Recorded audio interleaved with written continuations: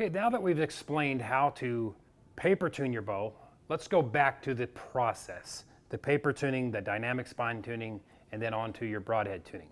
First, we have the paper tuning process, okay?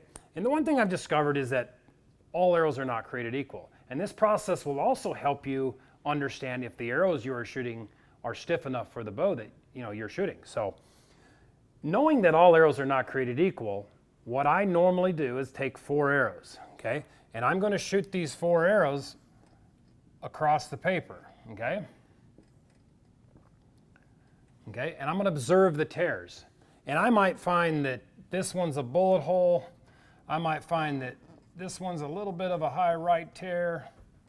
I might find that, this one just has that little bit of a left tear in it. And let's just say this one's slightly different, okay? Let's say it just basically looks like it's moving a little bit up here. And this is pretty normal. You're going to see this a lot. Now, it's kind of like shooting a gun. You can buy factory ammunition over the counter. You get a certain level of accuracy. If you want to go to the next level of accuracy, you're going to have to do these processes. You're going to have to tune it into the system, okay? So when I shoot this first row across paper, and we're doing this at 5 yards, okay? I'm then going to take the arrow, and I normally shoot 4-fletch like this Valkyrie here. Okay, I'm going to rotate the nock 90 degrees to the next vein, okay? And then I'm going to shoot it again.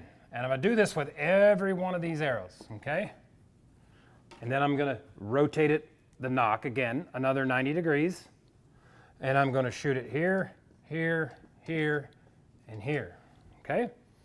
And then we're going to go to the last 90-degree rotation with the nock, and we're going to do it again. And when we get done, we're going to have 16 tears there. And that's showing us the reaction in 4 points around every single shaft. Or if you're shooting 3-fletch, you'll only have 12 of them up here. Now I can go back through these tears, and I can observe them. And maybe this one here is a bullet hole here. Maybe this one is a bullet hole here. This one's a bullet hole here, and let's say this one corrected right here. Now I'm going to go back with all 4 of these arrows, and it actually helps to number them. You can number it number 1, number 2, number 3, and number 4. It just helps you kind of keep track of them. Then I'm going to go back and I'm going to rotate these nocks back to these positions. The first one I'm going to leave alone. This one I'm going to move to the 3rd position. This one I'm going to move to the 2nd position. This one I'm going to move to the 3rd position. And then I'll shoot them again just to make sure everything's perfect and kosher, right? Then I know I have a perfect tune in my bow. If I were to take, for example, this arrow here, make the tuning corrections for this high right tear, get a bullet hole, and then just go out and shoot, that may be an anomaly in the group, and you could be not as accurate as you could be if you were to follow this process. This process takes the variables out. Now, if you're experiencing a lot of variation, okay, let's say, for example, you can't find really any correlation, between the arrows, and they're just moving a lot when you rotate nocks. That is the prime indicator of too weak of an arrow. It's also, it can show up a little bit on arrows that are overly crooked. So,